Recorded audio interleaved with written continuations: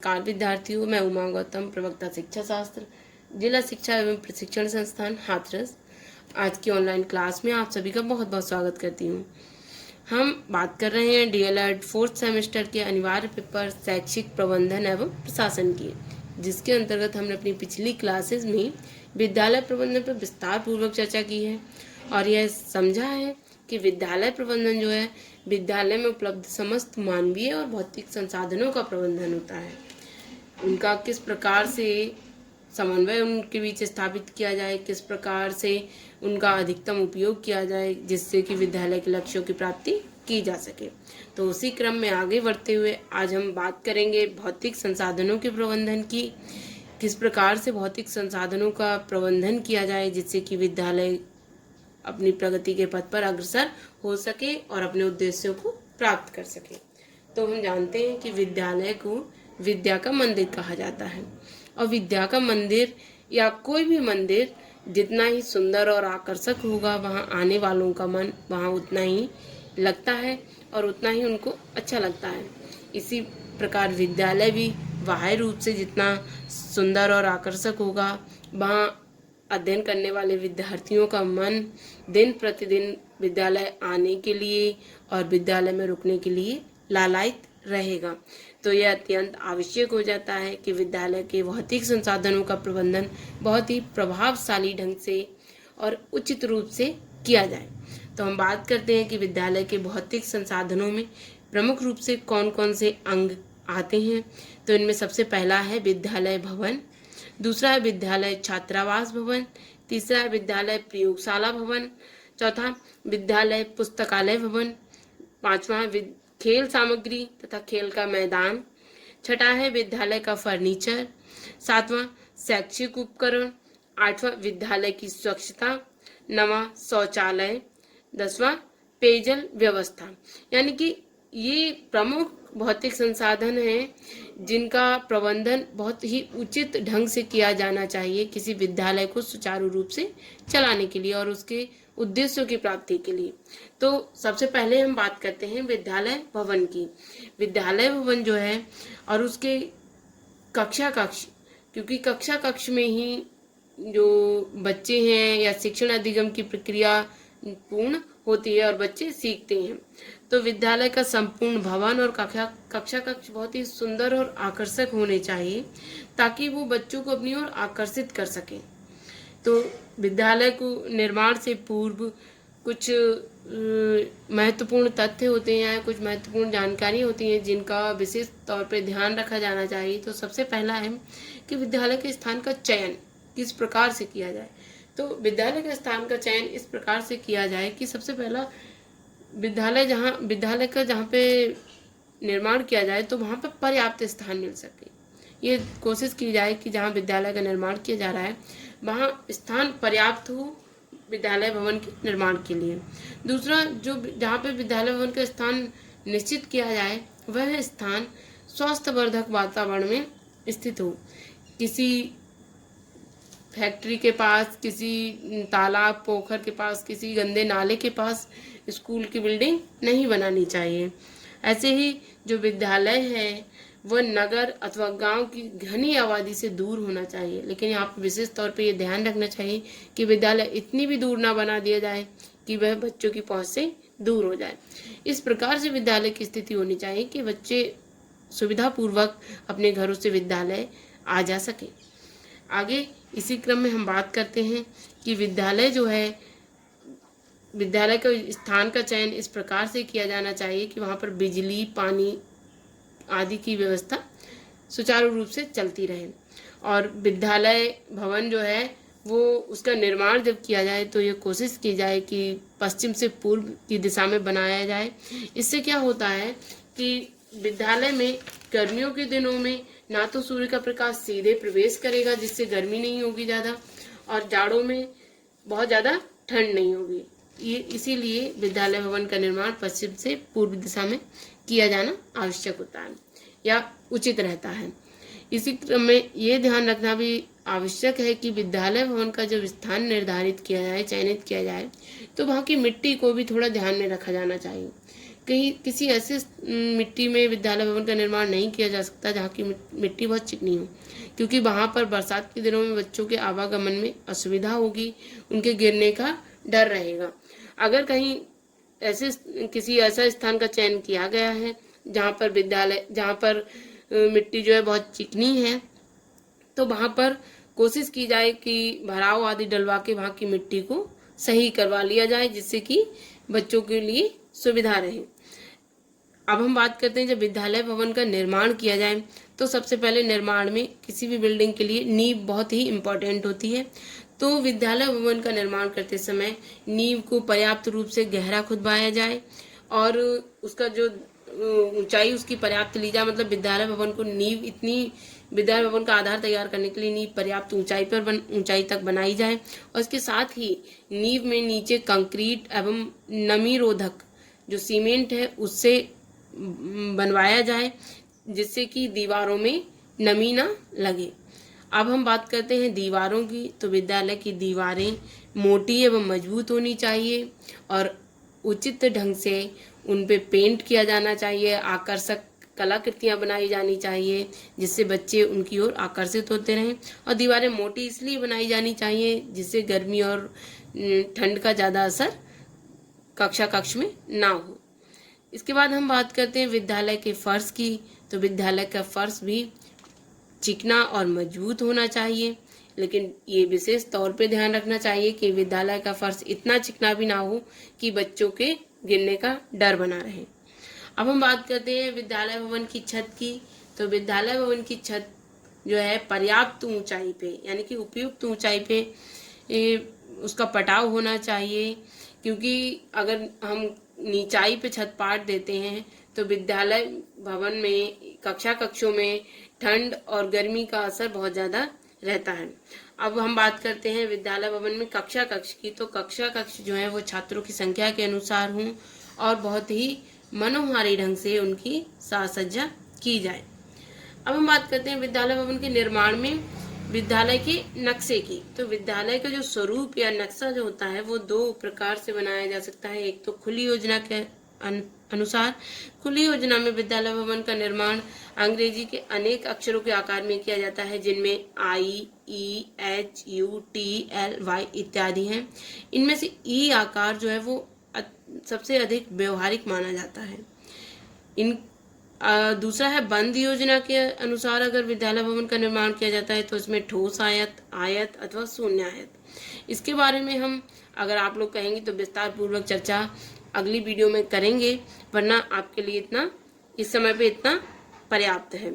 इसके अतिरिक्त हम बात करते हैं कि जब विद्यालय भवन का निर्माण किया जाए तो कौन सी बातों को विशेष तौर पर ध्यान में रखा जाए। तो सब कुछ बातें हम पूर्व में डिस्कस कर चुके हैं कि पर्याप्त स्थान हो, स्वास्थ्यवर्धक वातावरण हो, इसके अलावा वैज्ञानिक ढंग से बनाया जाए। वैज्ञानिक ढंग का मतलब है कि विद्यालय भवन जो है वो भूकंप रोधी हो और उचित तरीके से हवा का आवागमन होता रहे।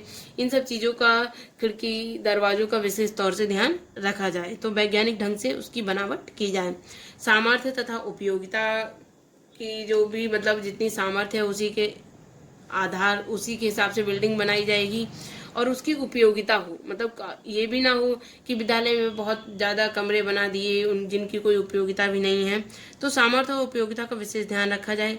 इसी के साथ साथ कम लागत में विद्यालय का निर्माण किया जाए और लचीलापन हो। अगर कहीं पर जो है जो बजट है वो कम पड़ रहा है तो उसको एडजस्ट किया जा सके। विद्यालय क्षेत्र की सुरक्षा को भी विशेष ध्यान में रखना चाहिए। विद्यालय भवन को दुर्घटनाओं से बचाया जा सके, इसलिए पूरा विशेष तौर पर ध्यान रखा जाना चाहिए। और विद्यालय की साज सज्जा पर यानी कि सजावट पर ध्यान दिया जाना विशेष तौर पे आवश्यक होता है। इसी के साथ ही हम बात करते हैं कि जब विद्यालय के लिए पर्याप्त स्थान, तो स्थान के लिए कितना स्थान किसी विद्यालय के लिए पर्याप्त होता है, इस पे केंद्रीय सलाहकार शिक्षा परिषद ने एक जो स्टैंडर्ड दिया है वो इस प्रकार से हो सकता है कि अगर विद्यालय में 160 छात्र नामांकित हैं तो विद्यालय भवन के लिए कम से कम 2/3 एकड़ भूमि हो, और बाकी मतलब खेल के मैदान और बाकी जो अन्य कक्ष हैं जैसे प्रयोगशाला है या पुस्तकालय वगैरह बनाने के लिए 2 से 3 एकड़ अतिरिक्त भूमि उसके पास उपलब्ध हो। इसी प्रकार से 320 छात्रों पे 1 एकड़ भूमि भवन के लिए और 4 से 5 एकड़ भूमि अतिरिक्त हो। ऐसे ही 480 छात्रों के लिए एक सही 2/3 एकड़ भूमि विद्यालय भवन के लिए हो, और साथ ही 6 या 7 एकड़ भूमि खेल मैदान आदि के लिए उपलब्ध होनी आवश्यक है। अब हम बात करेंगे आगे विद्यालय छात्रावास भवन की। तो विद्यालय छात्रावास, वैसे तो हमारे विद्यालयों में छात्रावास की आवश्यकता नहीं होती है, लेकिन जिन विद्यालयों में दूर से छात्र पढ़ने आते हैं या बहुत ज़्यादा दूर दूर के स्थानों के छात्र पढ़ते हैं, वहाँ पर छात्रावास की आवश्यकता अनिवार्य हो जाती है। और किसी भी विद्यालय में छात्रावास जो है, वहाँ पर छात्र अपना जो भी अध्ययन समय व्यतीत करते हैं, तो यह आवश्यक हो जाता है कि विद्यालय का छात्रावास उपयुक्त स्थल पर हो, उपयुक्त स्थान होता है, और यहाँ पर विद्यार्थी अपने भावी जीवन के लिए सहयोग, सहचार्य और आत्मनिर्भरता के गुणों को अपने अंदर लाते हैं या सीखते हैं। तो किसी विद्यालय में छात्रावास की व्यवस्था करने के लिए निम्नलिखित तथ्यों को विचार में रखना चाहिए। सबसे पहला कि छात्रावास कितने विद्यार्थियों के लिए हो, जिसमें उनके रहन सहन में कोई कठिनाई ना हो, मतलब कि कितने विद्यार्थी छात्रावास में रह सकते हैं, इस हिसाब से छात्रावास की बिल्डिंग या भवन को बनाया जाना चाहिए। साथ ही साथ छात्रावास के साथ भोजनालय की व्यवस्था अवश्य की जानी चाहिए। छात्रावास भवन में विद्यालय भवन से बहुत ज़्यादा दूर ना हो, मतलब विद्यालय के परिसर में ही छात्रावास भी स्थित हो। छात्रावास के आसपास का पर्यावरण जो है वो स्वच्छ होना चाहिए, पेड़ पौधे लगाए जाने चाहिए। छात्रावास में आंतरिक खेलों की समुचित रूप से व्यवस्था हो, ताकि बच्चों को कहीं बाहर ना जाना पड़े। और वह आंतरिक खेलों से मतलब है छात्रावास के अंदर इंडोर गेम्स और आउटडोर गेम्स दोनों ही की समुचित रूप से व्यवस्था की जानी चाहिए। इसके अतिरिक्त छात्रों के अनुरूप सांस्कृतिक कार्यक्रम आयोजित करते रहने चाहिए छात्रावास में। अब हम बात करते हैं छात्रावास के अंतर्गत सबसे इम्पोर्टेंट जो है छात्रावास का वार्डन, मतलब छात्रावास का अध्यक्ष जिसे हम कह सकते हैं, जिसके जो किसी भी छात्रावास के सफल संचालन के लिए, सुचारू रूप से संचालन के लिए एक वार्डन का होना बहुत जरूरी होता है। और उस वार्डन में कुछ निश्चित गुण होने चाहिए, मतलब वह जो है अध्यक्षता के लिए, मतलब जो छात्र हैं उनकी अध्यक्षता के लिए कुशल हो, धैर्यशाली हो, क्योंकि उसको बच्चों के साथ डील करना है, दृढ़ चरित्र वाला हो, स्नेहपूर्ण व्यवहार करने वाला हो, और जो बच्चे हैं उनकी बातों को शांतिपूर्वक निष्पक्ष ढंग से सुनने वाला हो, दूरदर्शी हो, जिससे कि बच्चों को जो है वो प्रभावशाली ढंग से हैंडल कर पाए और उनको जो है अपने माँ बाप की भी कमी महसूस ना हो। बर्डन इस प्रकार से हो, स्नेहपूर्ण उसका व्यवहार हो बच्चों के प्रति, ताकि बच्चे उससे अपनी समस्याएं बताने में झिझके नहीं, उससे अपनी अच्छी बुरी बातें डिस्कस कर सकें। तो वह बर्डन अच्छा माना जाता है, और वह छात्रावास एक बच्चों को अच्छा वातावरण प्रोवाइड करा पाता है। अब हम बात कर रहे हैं विद्यालय प्रयोगशाला भवन की। तो विद्यालय प्रयोगशाला भवन किसी भी विद्यालय के लिए, जब हम प्रयोगशाला की बात करते हैं तो हमारे दिमाग में सबसे पहला विचार आता है कि विज्ञान की प्रयोगशाला, लेकिन आजकल ऐसा नहीं है। जो आजकल के जो विद्यालय हैं वहाँ पर विज्ञान के साथ साथ भूगोल और अन्य भाषाओं की भी प्रयोगशालाएं स्थापित की जा रही हैं, मनोविज्ञान की प्रयोगशालाएं स्थापित की जा रही हैं, जिससे कि इसके साथ ही साथ कंप्यूटर की प्रयोगशालाएं स्थापित की जा रही हैं, जिससे कि बच्चे जो हैं प्रयोगशाला वह स्थान होता है जहाँ पर बच्चे सिद्धांतों को क्रियात्मक रूप प्रदान करते हैं, और जो उनकी जो जिज्ञासाएं हैं उनको अपने प्रयोगों के माध्यम से या स्वयं करके सीखते हुए अपनी जिज्ञासाओं को शांत करते हैं। तो विद्यालय में प्रयोगशालाओं का होना अत्यंत आवश्यक हो जाता है, क्योंकि सिद्धांतों को परखने के लिए, उनकी पुष्टि करने के लिए और नए नए सिद्धांतों का निर्माण करने के लिए या फिर बच्चों में समालोचनात्मक दृष्टिकोण विकसित करने के लिए प्रयोगशालाओं की अत्यंत आवश्यकता होती है। प्रयोगशाला ही वह स्थान होता है विद्यालय में जहाँ पर बच्चे स्वयं करके कुछ सीखते हैं, और बच्चा जब स्वयं करके कुछ सीखता है वह ज्ञान उसका बहुत ही ज्यादा दृढ़ होता जाता है। इसीलिए किसी भी विद्यालय में प्रयोगशालाओं की उचित रूप से व्यवस्था की जाए, जितना हो सके उतना बच्चों को स्वयं करके सीखने के लिए प्रेरित किया जाए और एक शिक्षक के सुपरविजन में प्रयोगशालाओं के प्रयोग के लिए बच्चों को स्वतंत्र किया जाए। यह आवश्यक होता है विद्यालय के प्रबंधन में या भौतिक संसाधनों के प्रबंधन में। अब हम बात कर रहे हैं विद्यालय पुस्तकालय भवन की।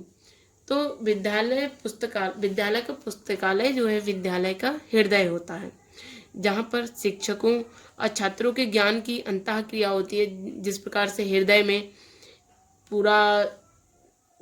जिस प्रकार से हमारा हृदय पूरी बॉडी में ब्लड का सर्कुलेशन करता है, ऐसे ही पुस्तकालय वह स्थान है जहाँ से छात्रों के साथ साथ शिक्षकों में भी ज्ञान का सर्कुलेशन होता है।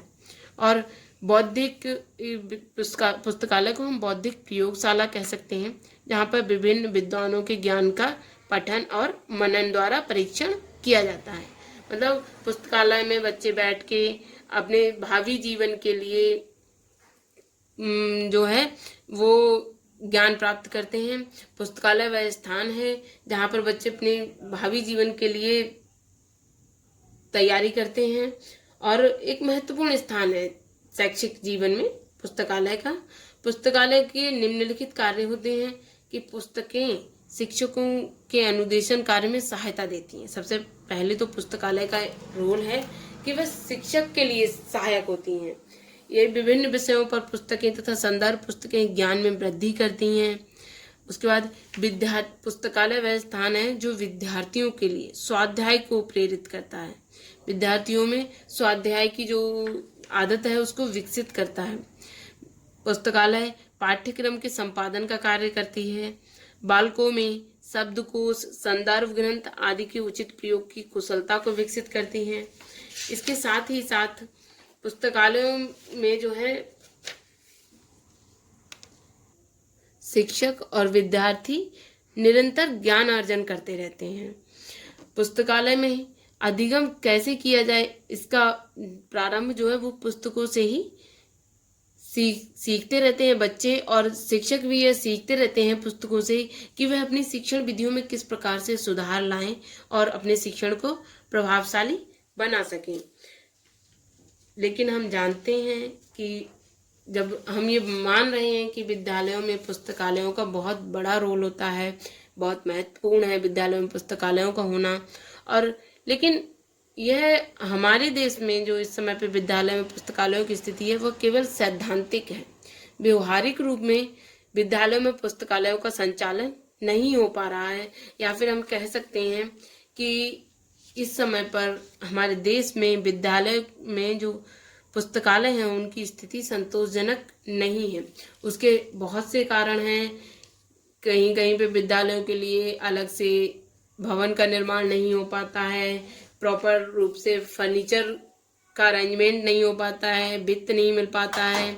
अगर विद्यालय का भवन का निर्माण हो भी गया तो वहाँ पर बहुत ज़्यादा पुरानी और जो बच्चों के लिए यूजफुल नहीं है उन बुक्स का कलेक्शन किया हुआ है अभी तक। या फिर हम कह सकते हैं कि पुस्तकालय को संचालित करने के लिए अलग से किसी लाइब्रेरियन को नहीं रखा जाता है विद्यालयों में अधिकतर।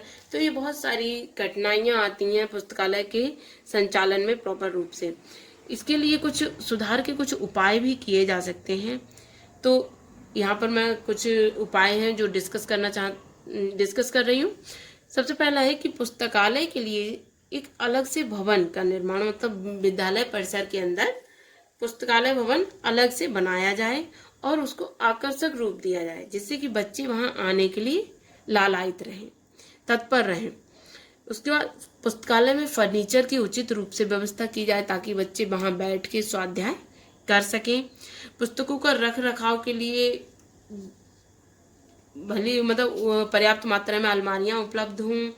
पुस्तकालय में छात्रों के लिए नवीन और उपयोगी पुस्तकों की और पत्र पत्रिकाओं की व्यवस्था की जाए। इसके अलावा प्रशिक्षित पुस्तकालय अध्यक्ष या लाइब्रेरियन की नियुक्ति की जाए जो पुस्तकालय के नियमों के अकॉर्डिंग छात्रों को पढ़ने के लिए प्रेरित कर सके, उनको सुविधाएं मुहैया करा सके। पुस्तकालय में लाइब्रेरी कार्ड के द्वारा प्रवेश दिया जाए। विद्यालय में समय सारणी में प्रत्येक कक्षा के लिए अलग से पुस्तकालय का जो कालांश निर्धारित हो, जिससे कि पुस्तकालय के संचालन में प्रॉब्लम नहीं होगी, क्योंकि बच्चे एक कक्षा के विद्यार्थियों के लिए एक समय निश्चित है, तो उस कक्षा के विद्यार्थी जब पुस्तकालय में जाएंगे तो लाइब्रेरियन को भी दिक्कत नहीं होगी बुक्स को मैनेज करने में और बच्चों को भी दिक्कत नहीं होगी। तो ये कुछ बातें हैं। इसके साथ ही पुस्तकालय में computer, CD, internet, Doordarshan, video cassette आदि आधुनिक सुविधाएं भी उपलब्ध कराई जाएं, जिससे कि पुस्तकालय का और अधिक विकास हो सके। आज के लिए आज की वीडियो में हम इतना ही डिस्कस करते हैं। इससे आगे के जो भौतिक संसाधन है हम अगली वीडियो में डिस्कस करेंगे। तब तक के लिए धन्यवाद।